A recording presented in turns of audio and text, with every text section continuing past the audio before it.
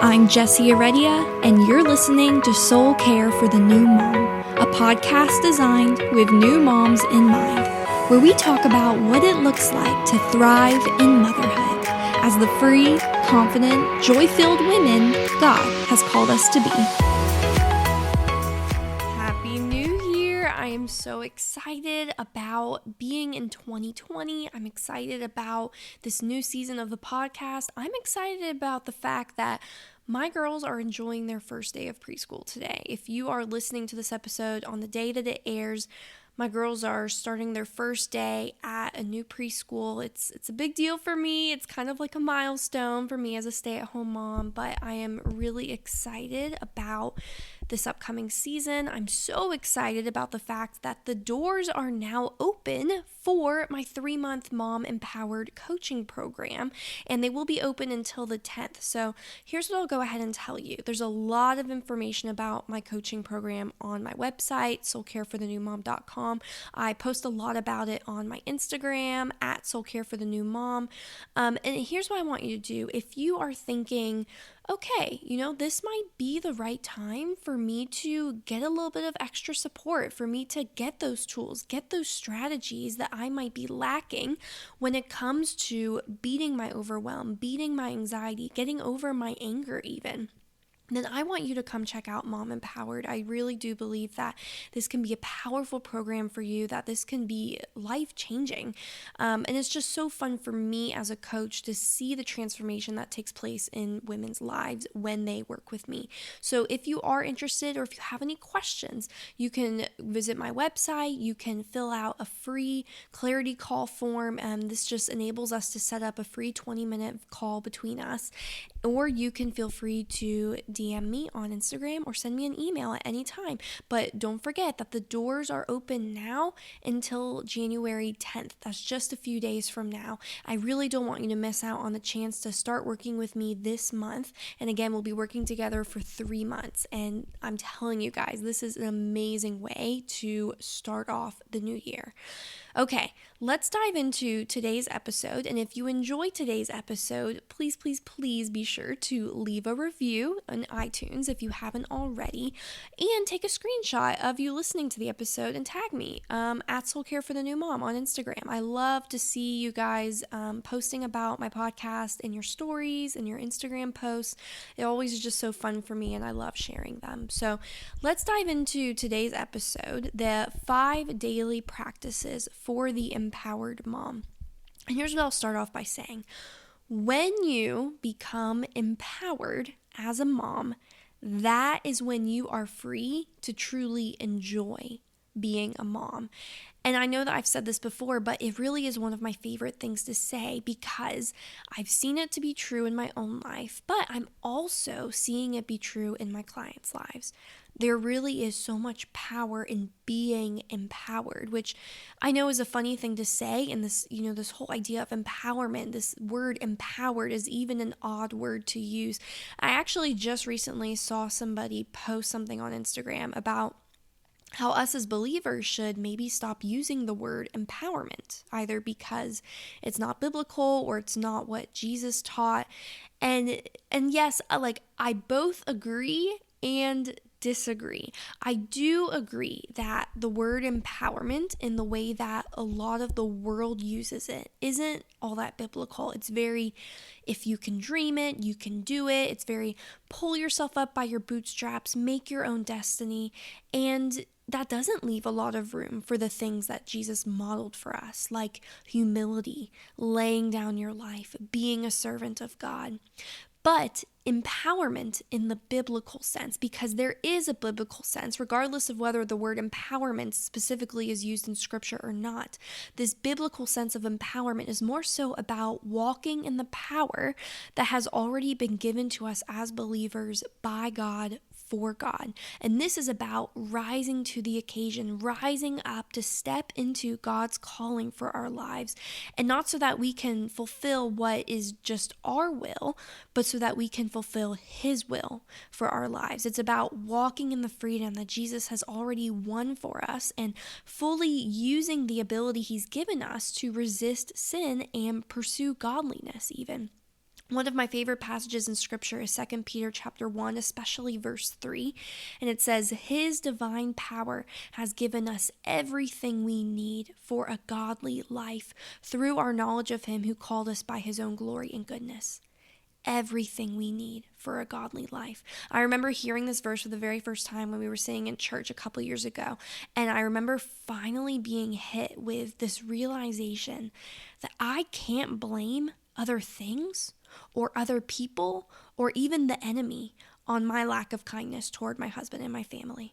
And if you've been around for some time, then you probably know that I'm a mom empowerment coach, not because I've always been some perfect mom or some perfect wife, but because I've actually been a deeply wounded, unhealthy mom and wife who has struggled with anxiety and rage and control issues and abusive tendencies even for years. And if this hits home for you in any way, then let me tell you, you are in the right place. And today's episode is so fitting, especially as we're stepping into this new year, into 2020, because we are going to be talking about 5 daily practices that us as moms can benefit from and use to truly walk in empowerment, meaning walk in the freedom and the victory of Jesus. Freedom from anxiety, freedom from anger, freedom from the enemy's lies, freedom from unhealthy patterns in our marriage or in our everyday motherhood. This episode, it's not just to help set you up to be empowered as a mom. This episode is actually setting you up to enjoy being a mom, because I believe that some of you who are listening today are in a season where it's hard to really enjoy being a mom. And I don't say that as someone who's never been there. I say that as someone who's definitely been there. And I want to encourage you. I want to restore some hope for you that it is possible to love and thrive in your messy, busy, unpredictable motherhood journey. But it starts with finding more confidence. It starts with getting over those feelings of powerlessness you might have and really learning what it means to step into this abundant life that Jesus offers us. So let's start with 5 daily practices that can actually help you do that, starting with practice 1. Take your anxious thoughts captive through the practice of declarations. Now, if you want to be fully empowered, if you want to feel that kind of confidence that enables you to fully show up as a mom and wife or step into your gifts and passions and calling, then you've got to learn how to not just identify, but actually fight the thoughts and the lies that are most keeping you stuck in place, whether that means stuck in your fear or stuck in your anxiety or stuck in passivity or even stuck in guilt and shame. We all have these thought patterns that are automatically triggered by different situations. Maybe you have a thought pattern that comes up anytime you make a mistake, and it sounds like, I'm a failure, I'm worthless, I can't do anything right. Or maybe whenever you have some tension with your spouse, maybe you have a thought pattern of, he doesn't care about me, he'll never change, things like that. Or maybe you have a thought pattern that comes out when things are out of your control or when life gets stressful, and you start to think, I have to be perfect. This has to be perfect. I can do it all, be it all, do all the things. And the trouble with these thought patterns is that they're patterns. It's like they're hardwired into our brains, and sometimes we don't even know how to keep them from coming. And yet, in study after study, evidence has shown that negative patterns in our thinking, just like these, can be broken or replaced when we disrupt them with positive thoughts through various practices. So when we think and when we declare positive thoughts over ourselves, we are training our brain to respond to triggers differently over time. And this doesn't just change our thoughts, it actually changes our behavior. The mom who, is used to lashing out or getting angry anytime she feels out of control is now able to calmly handle her stress. Or the wife who used to beat herself up with these insecure thoughts anytime her husband made a critical comment, now that wife can set boundaries and effectively communicate and continue on with her day without spiraling downward. our thought life matters, because if we can change our thoughts, we can change our life. And this idea of our thoughts mattering and us needing to be able to take our thoughts captive is biblical. It's talked about all throughout Scripture. So what does it look like to make this a part of our daily life, as a daily practice or a daily habit? Well, for me and for so many others, it looks like speaking declarations over yourself, which is another fancy way of just saying affirmations. But in the way that I teach declarations, I do believe that declarations are much more powerful and personal and effective than a lot of what we see being talked about in culture today.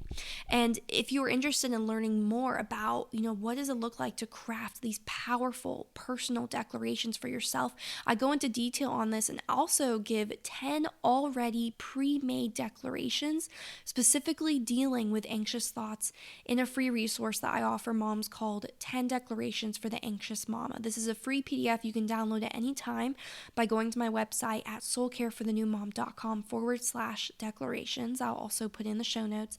And I highly recommend this resource. I highly recommend you check it out and try this practice of speaking declarations for yourself, because it's not only changed my life, but it's changing my clients' lives. And in fact, there's not a single client that I've worked with who I have not created personal specific declarations with, because of how vital it is for being able to move forward in places where it is easy to believe the lies and remain stuck. So this is the first practice, maybe the most important out of the 5 that I'm sharing today, not because it's the only way to see results, but because it really is a forerunner to so much progress. So much of our transformation has to start in the mind.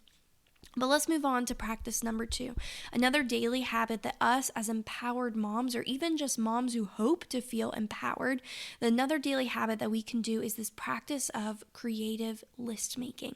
And notice how I say list making and not journaling. And the reason for this isn't because I don't believe there's value in journaling. I definitely do. As an Enneagram 4, I love to journal. I journal all the time. But the truth is that my journaling is for getting my emotions out on paper, and that's not where I expect to see the most change or growth. That's what I believe lists are for.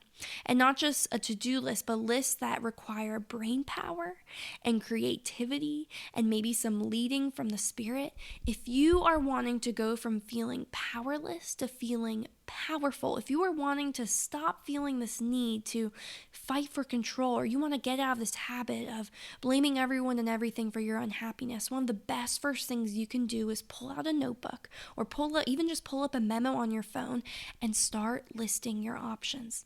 List out your options for every part of your life that is stressful, or it's acting as a sort of trigger. List out your options for every problem you're facing in your marriage or problems as a parent. List out your options for anything and everything in your life that is just not working for you right now.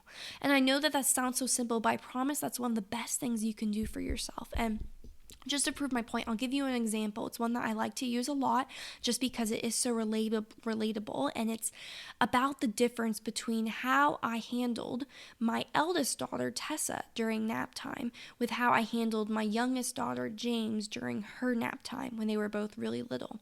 So just a quick backstory on my journey as a mom. I did struggle with postpartum rage after both of my girls were born.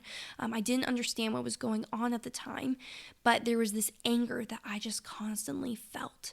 And I would have these episodes of yelling and rage and violence, and it was scary to me.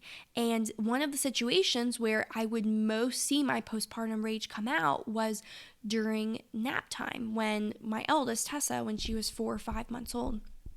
And I remember one day she was getting to the point where she was dropping one of her naps, and I loved this nap time because it was during this nap time that I would have my time with God, I would rest, I would drink my coffee, I would just start my morning off on this great foot. I was always so excited about this nap time. But when she was 4 or 5 months old, she was at the point where she was dropping that nap and, not really needing it anymore.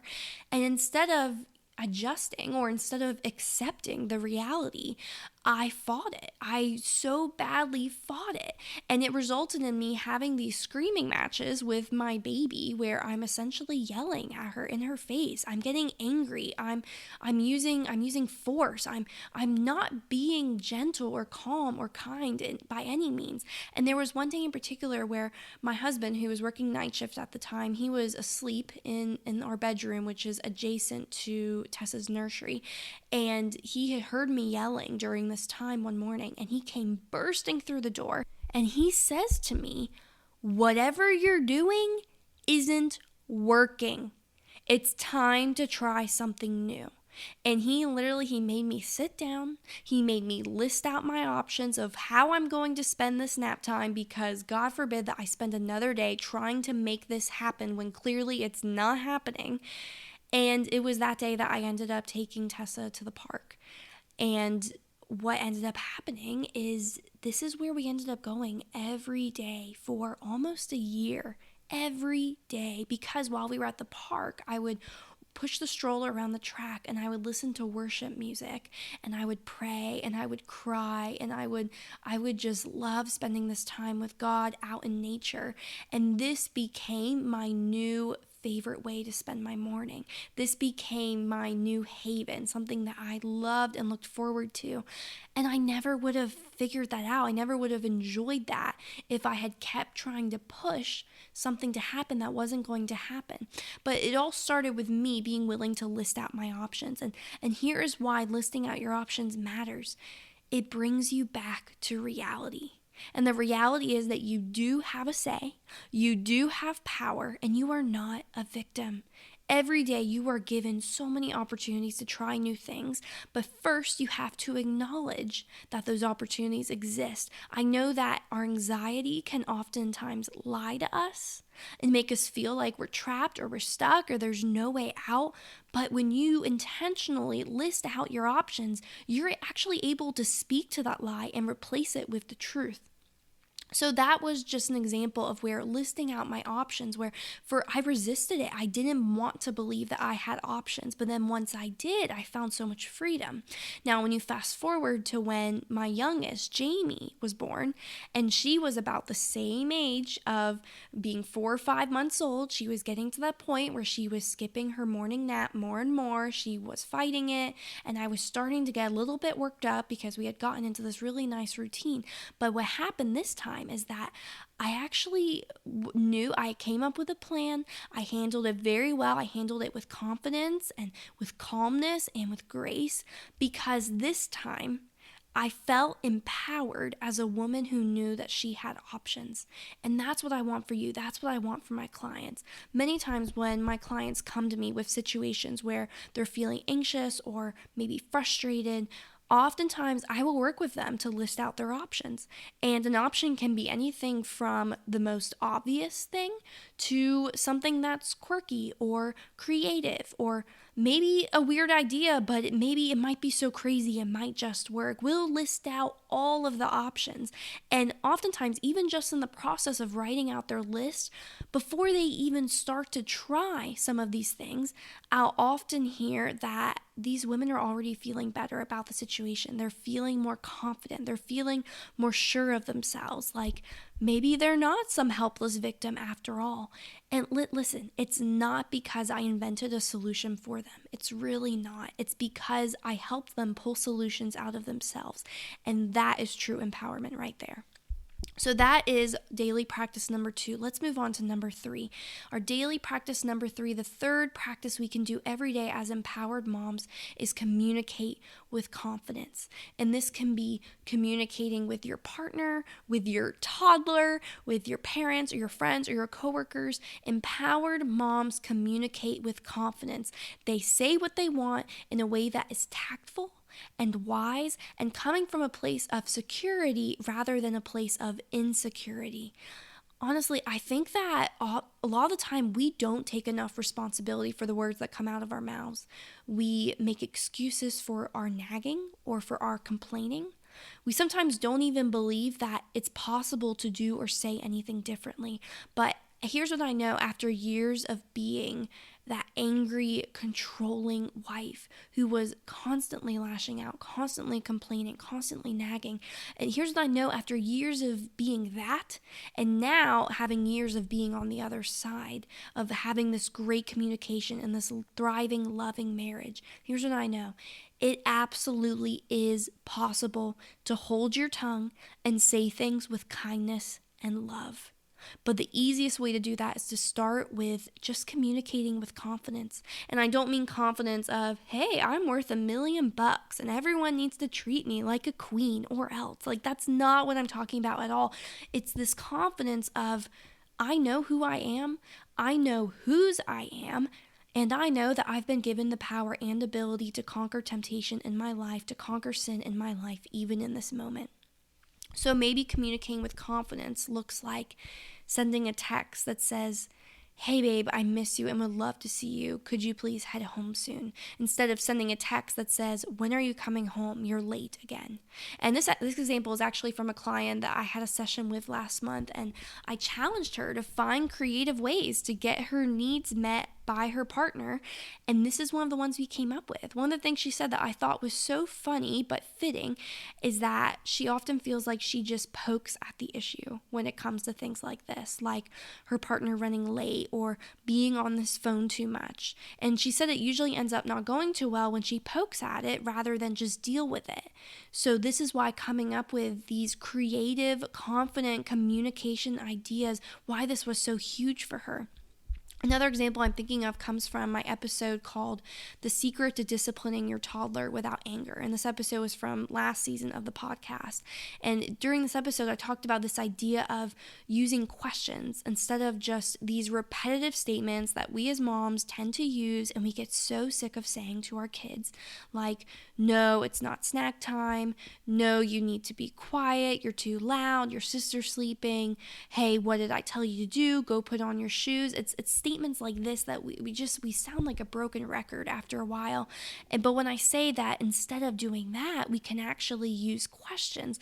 What I mean is sometimes the best way we can avoid tension while disciplining our kids, especially our toddlers, is to communicate with confidence in our kids, giving them more ownership of their actions and taking some of the weight off of our shoulders when it comes to making them listen. So maybe instead of saying, hey, you're being too loud, your sister's napping, which is something that I have had to say in the past because I have had two under two, and that is a whole thing in and of itself. But maybe instead of saying that, you might use the question of, hey, what time is it? And you actually train them to know the right answer so that they can get used to saying, oh, it's quiet time.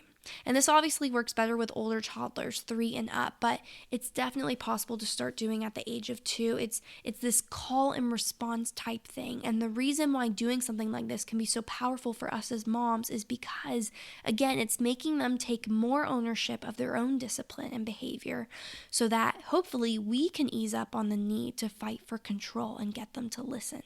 Empowered moms communicate with confidence. And I guess another word to tack on to that is creativity. Empowered moms communicate with confidence and creativity. If you can get into this habit of finding more confident and creative ways to express your wants and your needs, you will notice a difference in your attitude, because all of a sudden you'll realize that so much of your anger or frustration is coming from a place of insecurity and fear.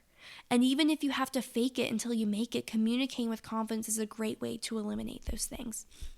Okay, so fourth daily practice, the fourth thing we can do every day in order to feel empowered as a mom is to invest in the things that most nurture our bodies, minds, and souls. These things that most bring us joy. And this can be anything from just spending some quiet time with the Lord, to honing in on a craft or a talent you might have, to getting a run or a workout in, or even just sitting on the floor with your kids in your lap and reading a book together.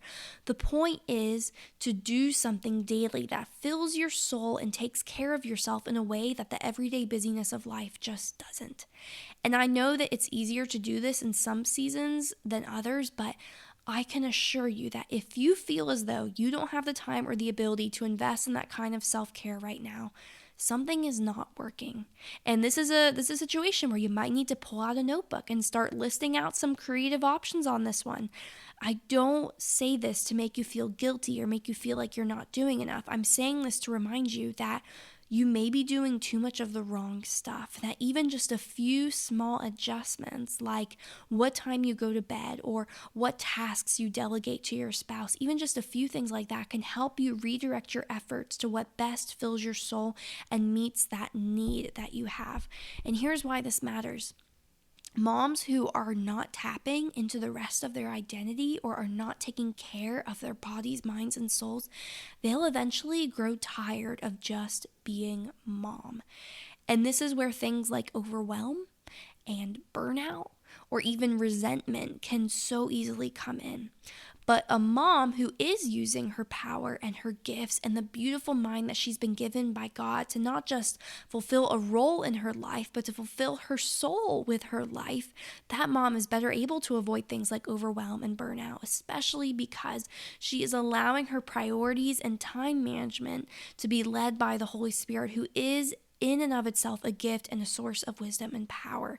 That mom is better able to enjoy her daily life as a mom because those needs and desires for more are getting met. And this actually glorifies God well. If Jesus offers us this idea of abundant life, what does it say about him to non-believers if we're choosing to not live in that abundance, if we're living in scarcity and experiencing burnout instead? So if you're thinking right now, well, I would love to invest time into XYZ, but I just don't have the time for it. Or I would love to do something that brings me joy in this way, but it's just too hard right now. I would love to kindly and gently challenge these thoughts by asking, is it your lack of time or the season of your life that's stopping you right now, or is it just yourself? Is it just yourself? Because it's easy to point fingers and make excuses. It's harder to take ownership.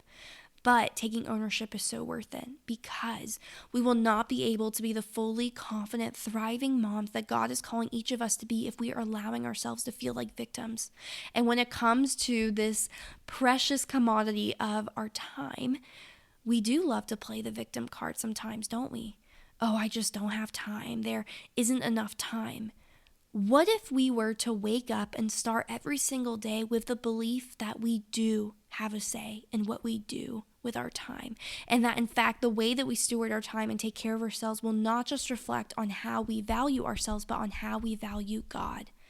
That's just some food for thought. I know that that's kind of heavy, but let's move on. What is our final daily practice? What is the fifth practice that us as moms can be doing every day to help keep us in this place of confidence and peace and freedom? The fifth practice that we can do is take consistent baby steps in the right direction. Take consistent baby steps. I know that so many of us moms have these goals, these New Year resolutions, and that's awesome. I definitely have my own, and some are personal, some are relational, some are financial.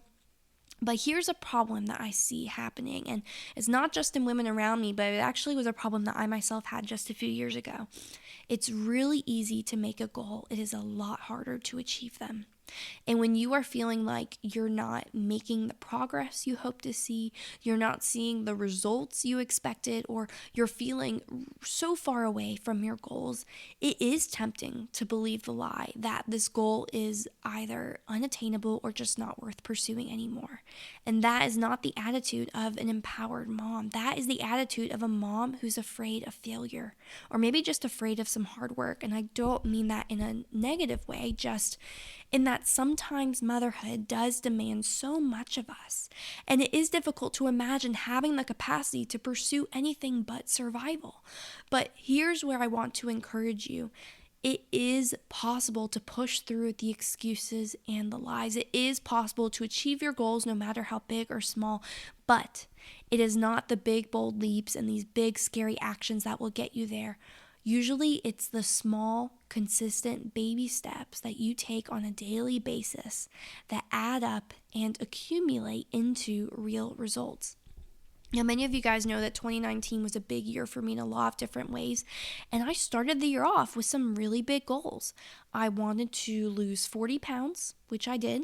I wanted my marriage to become richer and sexier than ever, which it did. I wanted to make 5 figures in my business, which I did not. But I did manage to get about halfway to my goal within the past 4 months alone after being redirected and becoming a life coach, which was huge because that is not what I saw for myself at the beginning of this year.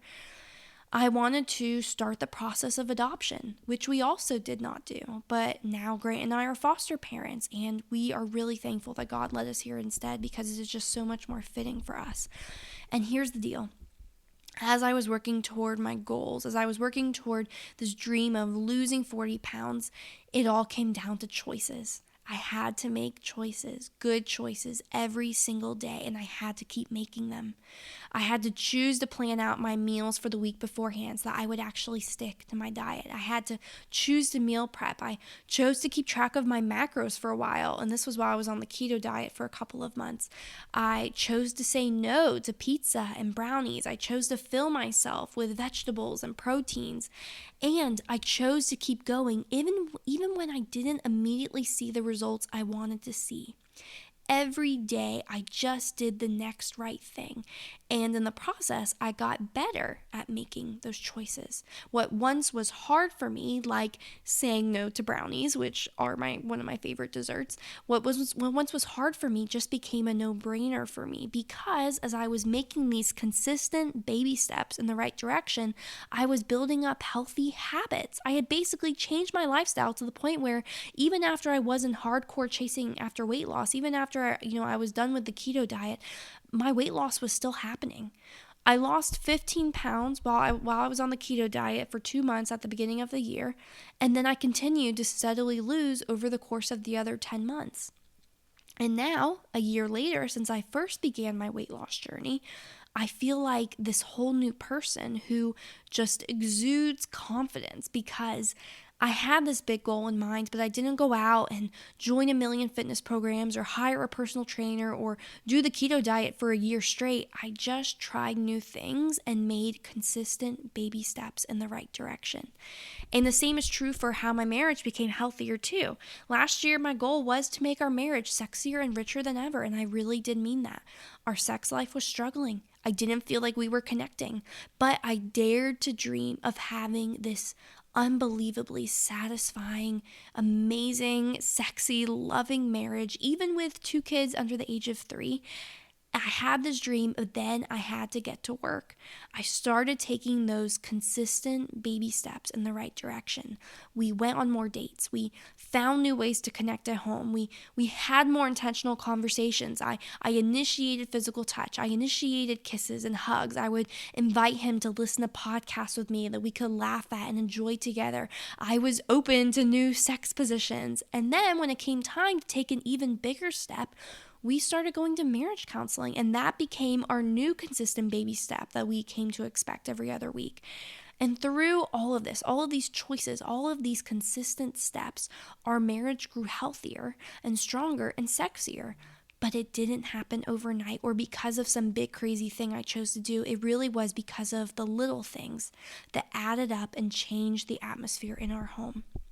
So often there are things in our lives that we wish would just be instantly better. We want the overnight success. We want to shed all the weight with minimal effort. We want to wake up one day with an entirely new, amazing marriage. But as great as it is to want those things, there's no way we'll ever be able to achieve them if we don't have respect and appreciation for the process, and if we don't commit to making those small, consistent baby steps on a daily basis. So, a practical way to make this one of your daily practices is to either use something like the Start Today journal from Rachel Hollis, or just grab any notebook and start writing down your big goals and dreams, but also the micro goals and the micro steps that can help get you there. Because when you break it down into those mini steps, it really does feel more attainable, and it also holds you accountable so that you don't just sit around waiting for the dream to come true. It reminds you that there are little actions you can be taking every single week, if not every single day, to get you to where you want to be. And again, when we talk about empowerment, the difference between the world's idea of empowerment and then God's idea of empowerment, I want to be sure to remind you that you are not alone in this process and that God Himself ultimately has a far better story that He's writing for you than you could ever write yourself. And if you have these goals or you have this vision of who you'd like to become or what you'd like your life to become, what is most important is that you continue to bring these things back to Him. Bring it back to Scripture. Are your dreams aligned with what He might have planned for you? Are you praying? Are you seeking discernment? Are you open to being redirected? Like I've had to be redirected many times this past year, both in my goals for my business and my goals for our family. Because the ultimate goal isn't to achieve some sort of amazing life for yourself, although that is something that we all want. What really is the ultimate goal is this life that best glorifies and honors Him. That is the best use of the power He has given us. That is the best use of the freedom that Christ has secured for us.